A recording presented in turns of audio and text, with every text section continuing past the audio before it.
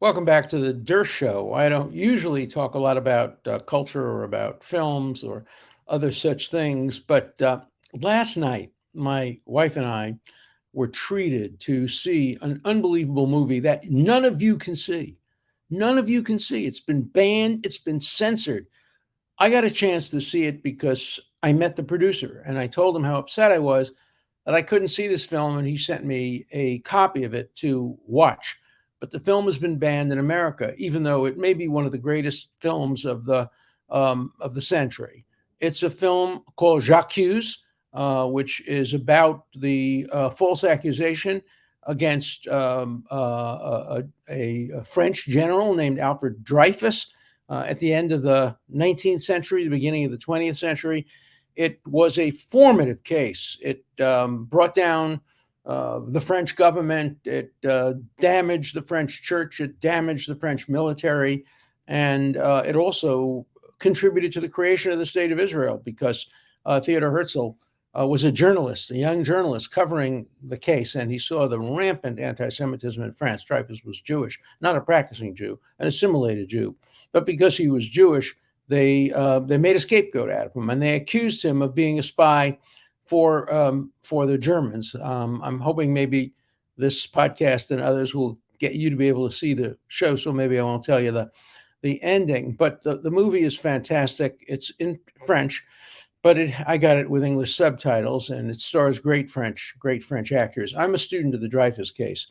I actually own an original copy of J'accuse as it appeared in the newspaper in 19 whatever, and I've studied it and I've taught it and I've written about it. So for me, I've just always wanted to see this film, and every time I go to YouTube or any of the other things, it says not available in your area, or not available in the United States, or not yet available in the United States. So of course I did some research and checked, and sure enough, it's been canceled. It's been censored, not because of the content of the film. The film's great, but because of the acts of the director 30 some years earlier. The director is Roman Polanski, and Roman Polanski did a terrible thing 30 or so years ago. He had sex with a very young woman, and he was charged and arrested, and went to trial in California, and then escaped and went to France, where he's been living openly the rest of his life. And you can be justly critical of him, just like you can be justly critical of Renoir, Picasso, and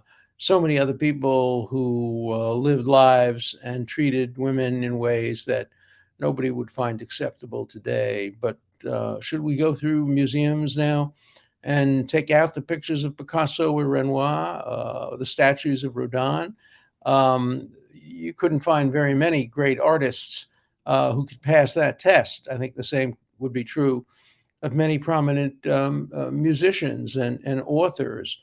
Are we really going to go around taking books off shelves and banning music? When I was a kid, we were not allowed to listen to the music of Richard Wagner because he was, although he didn't live at the time of Nazism, he was an anti-Semite, and he was a friend of, he was somebody who Hitler admired enormously, and Hitler played Wagner in music all the time.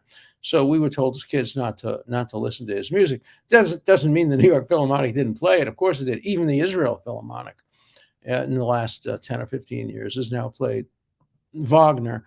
But the idea that there is a great film out there, a really, really wonderful film that everybody should watch, and you can't see it because some apparatchik, some suit, somebody somewhere in Netflix or YouTube or I don't know where, has made a decision. No, we're not going to allow a film to be shown to Americans, even though the film itself is perfectly wonderful, just because we don't like what the person who directed the film did. Now, does that mean we have to ban Chinatown?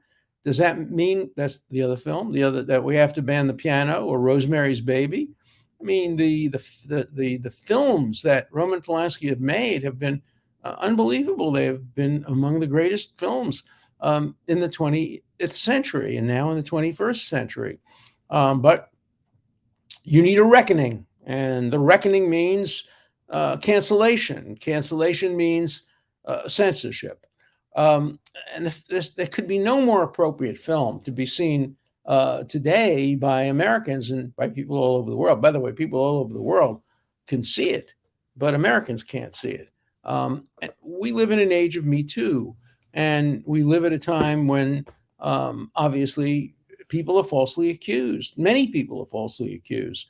I have a friend who's a lawyer in Los Angeles who represents a lot of prominent Hollywood people.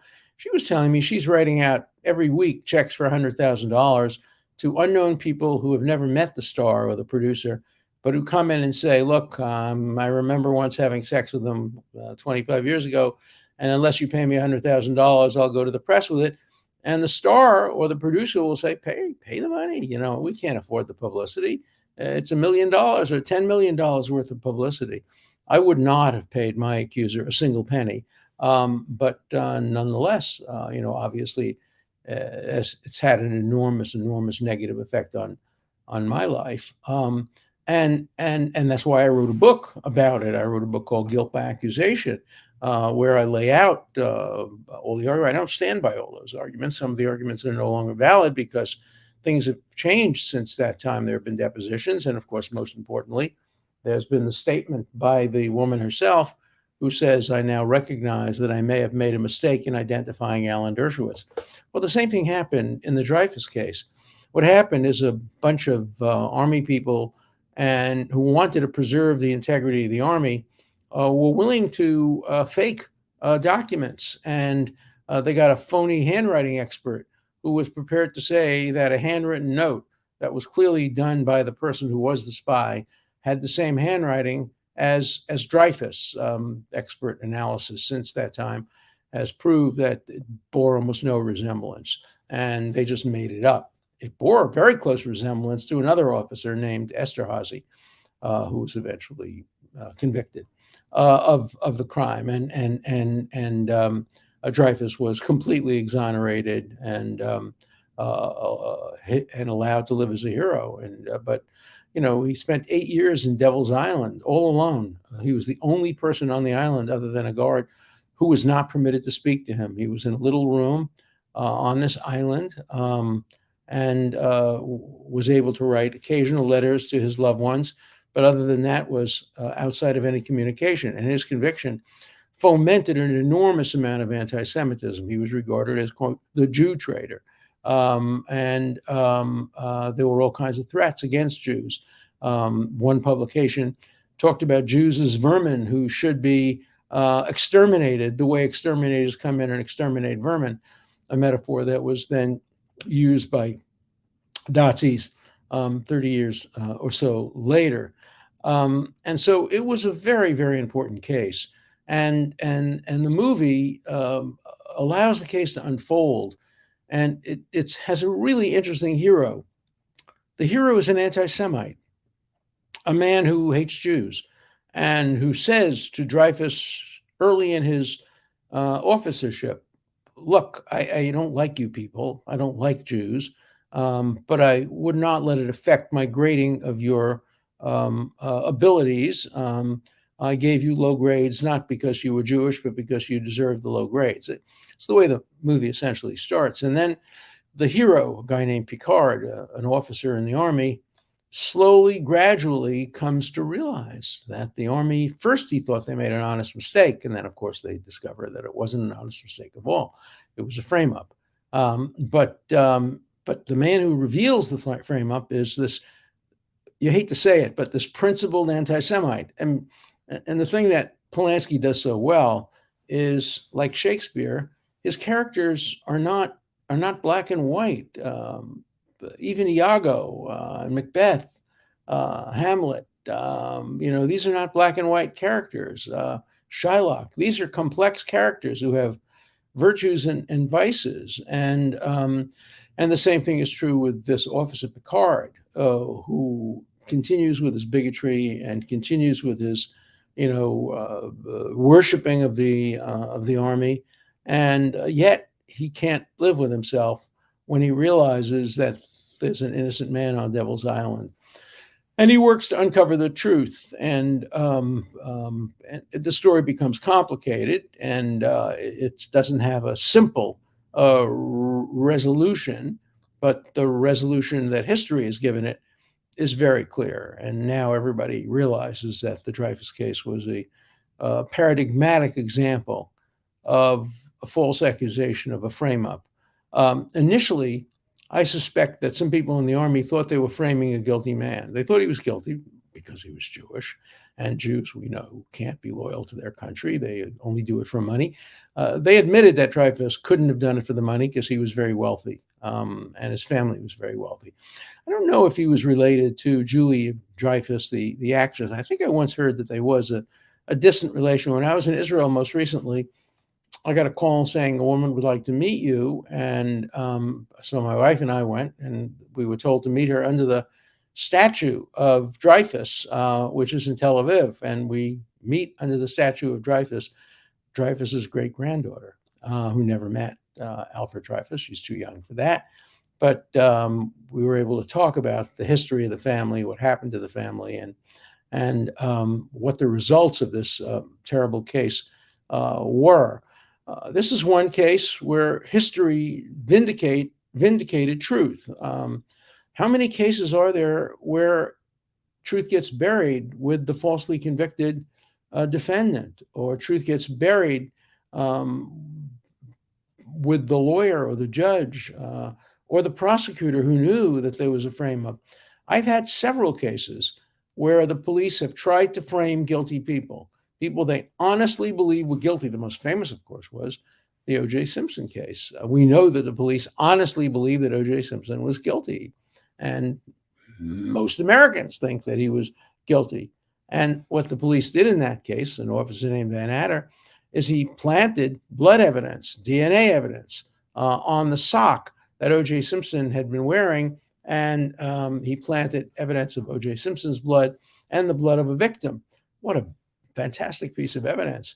And I am convinced he did it because he was absolutely certain of two things. Number one, O.J. Simpson did it. Number two, he'd get away with it unless there was enhanced evidence. So he enhanced the evidence, made it better, and we caught him.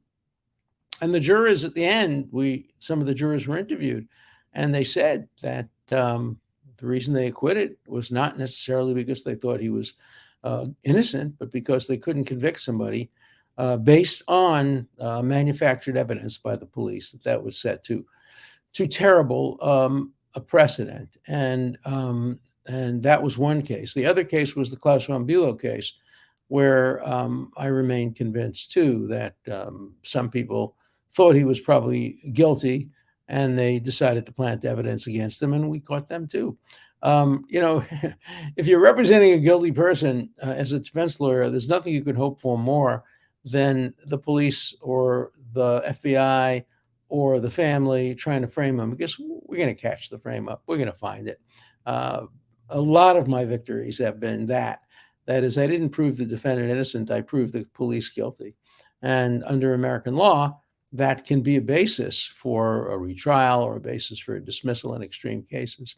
So in the Dreyfus case, it started out just as, gee, what an honest mistake. We really thought the handwriting was similar. We didn't look at Esterhazy's handwriting. Maybe we jumped to conclusions too quick because we stereotyped because he was a Jew. All of that. But in the end, the evidence became overwhelming that people in the army forged documents and created false evidence. And the judges went along with it.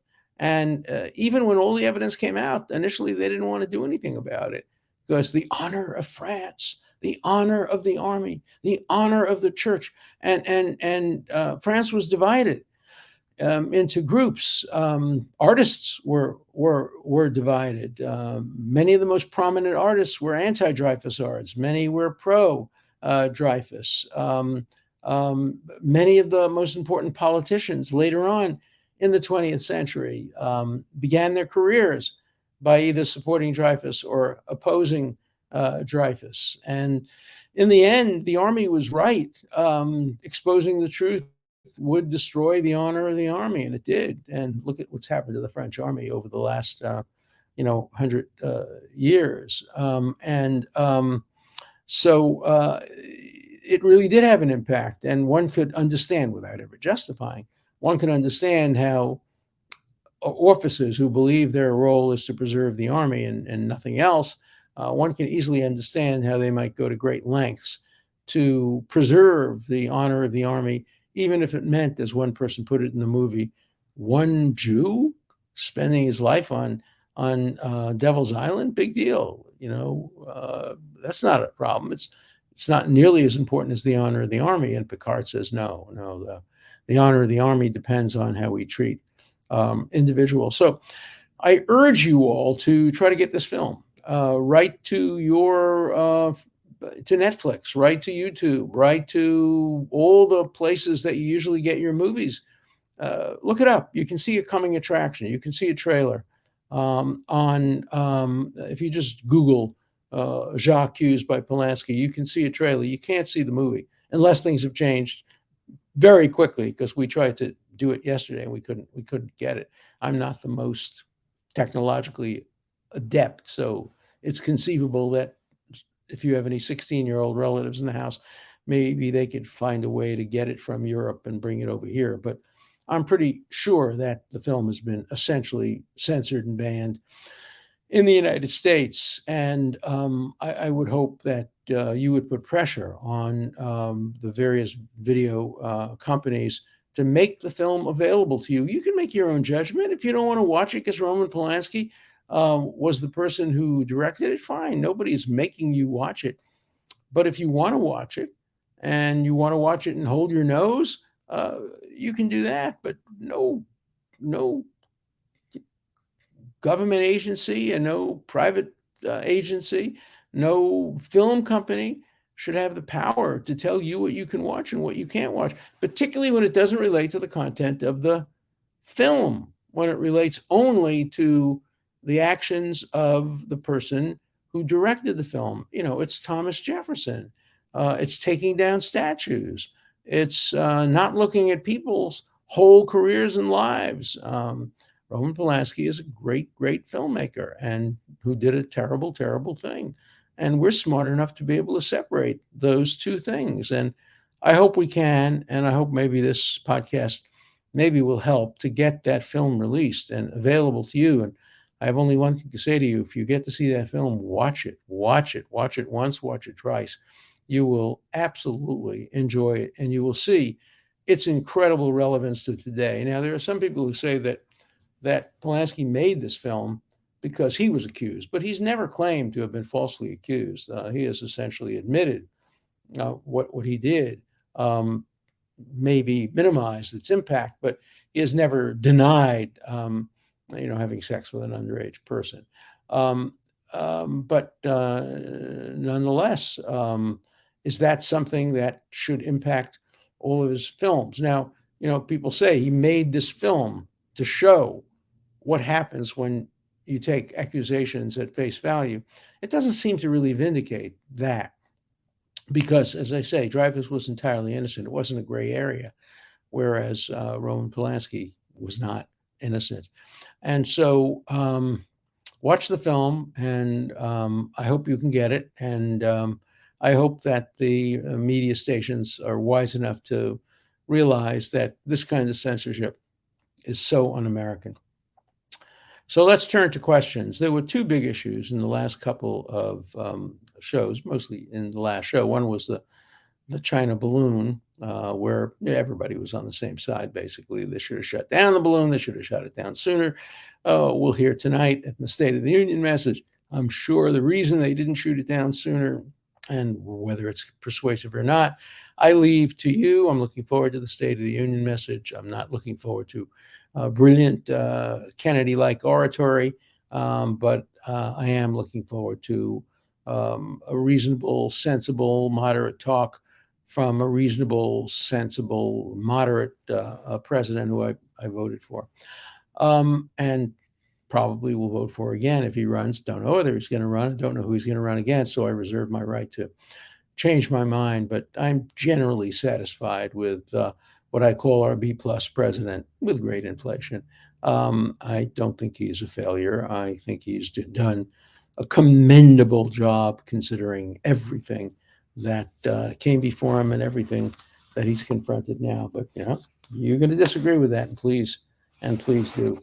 So that was one series of letters, and they almost all said, should have shut it down, should have shut it down sooner, etc. The other was the challenge I posed. For those of you who think that race and sex shouldn't be taught in the public schools, why do so many of you think religion should be taught in the public schools? If you're saying the only things that should be taught in the public schools are math and geography and science, things that really aren't matters of opinion, why are you willing to have religion in the school? What could be more of a matter of opinion? Even if you only allowed Christian prayer in the schools, of course, that would be unconstitutional. But even if you did, the Baptists would be fighting with the Presbyterians, who would be fighting with the Unitarians, who would be fighting with the Congregationalists, who would be fighting with, everybody else. So religion is one of the most divisive forces in our society. Schools try to avoid that by having the Lord's Prayer, but even there are several versions of the Lord's Prayer.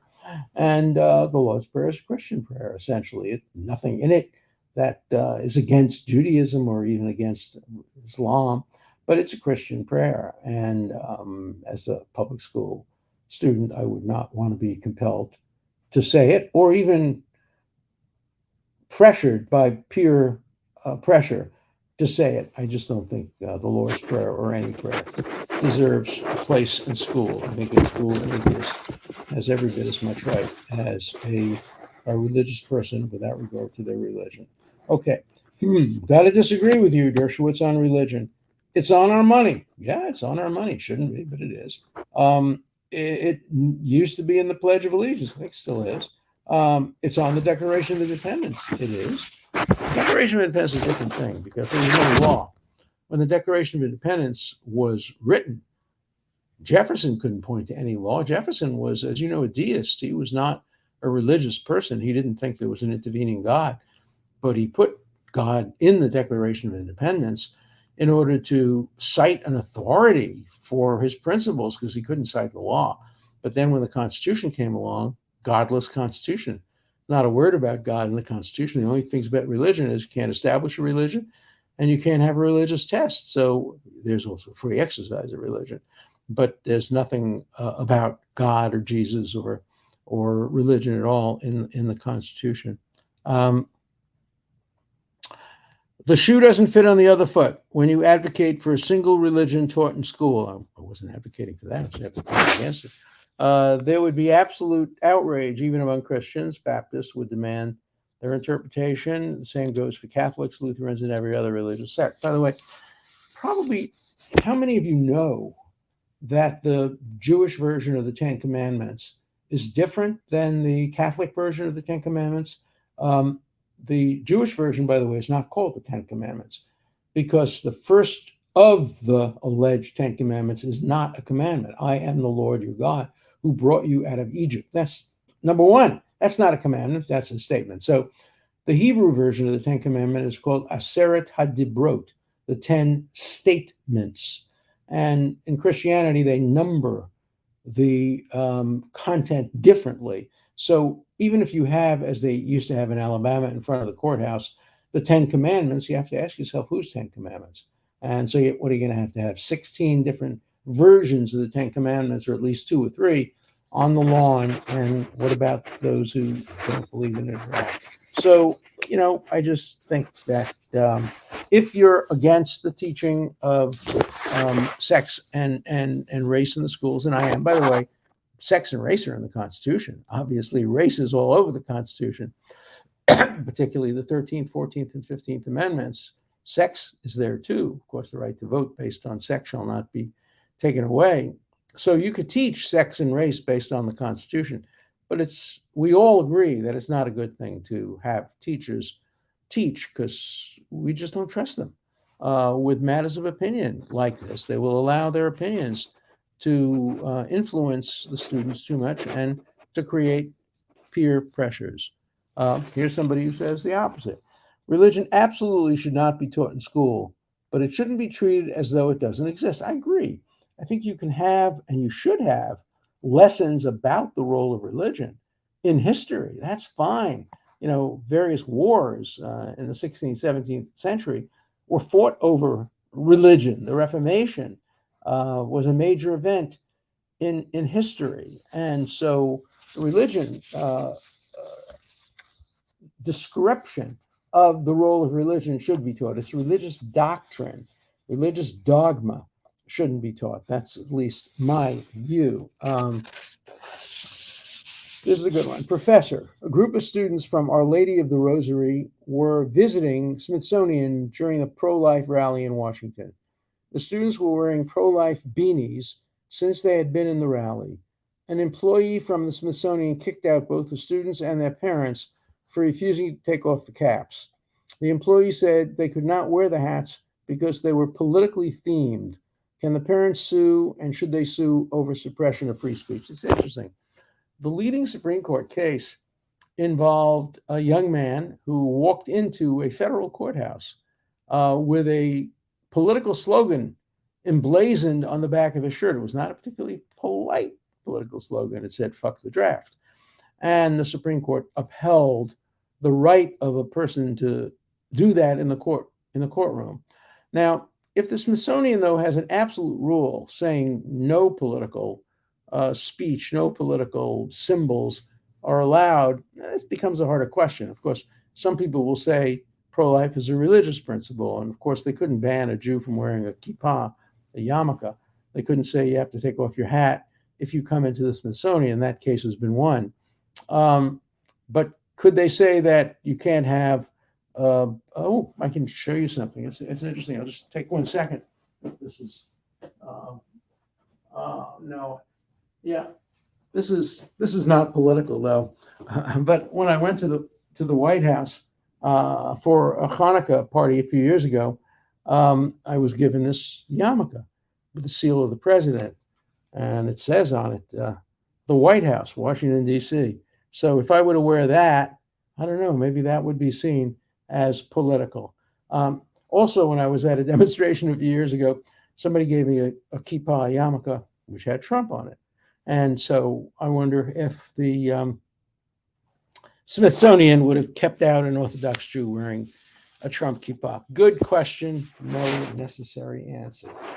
I accept your challenge. When our founding fathers came over, in one hand, they put the flag on the sand, a flag on the sand of Virginia Beach, and in the other hand, the Bible dedicated to the land in Jesus Christ's name. Of course, that's right. I mean, the Pilgrims were extremely religious. They went on to making our Constitution, which included following God's ways. No, not necessarily. I think God had anything to say about separation of powers and checks and balances, and stating our freedom from Him. When schools were started, God was part of the curriculum. It's true. Not long ago, we pledged allegiance to God when facing the flag at school. All of that's true. That doesn't make it right. We're a much more diverse country than we ever were in the past. We have, 100 religions in this country and probably 100 non-deistic philosophies. And so we live in a different country. And I think that, as I mentioned yesterday, George Washington's letter to the Jewish community of Newport is worth reading for everybody. And one of these days on the show, I'll show it to you and read it. I don't have an original copy, but I have a replica of it, and I keep it close to me because it's such an important document. Okay. Neither sex or religion should be taught in school. My arguments are consistent. First Amendment applies. Private religious schools are available for those purposes. I agree with you. I went to a private religious school, and we prayed. Of course, that was half the day was devoted to prayer and religion, but my parents made a choice to not send me to public school, to send me for a religious education. And that's a choice that most parents have. Very poor people probably can't even afford the low tuition of some schools. Some schools are very high tuition, but most of them do have scholarship programs. So you're right. If you want to have prayer in the schools, you should go to a private school. But if you want to go to a public school where all Americans are equal, I don't think prayer is the right thing. And I don't think giving opinions about sexuality or about race is the right thing. I don't think schools should be teaching and advocating and promulgating and propagandizing about such divisive and controversial issues. See you tomorrow.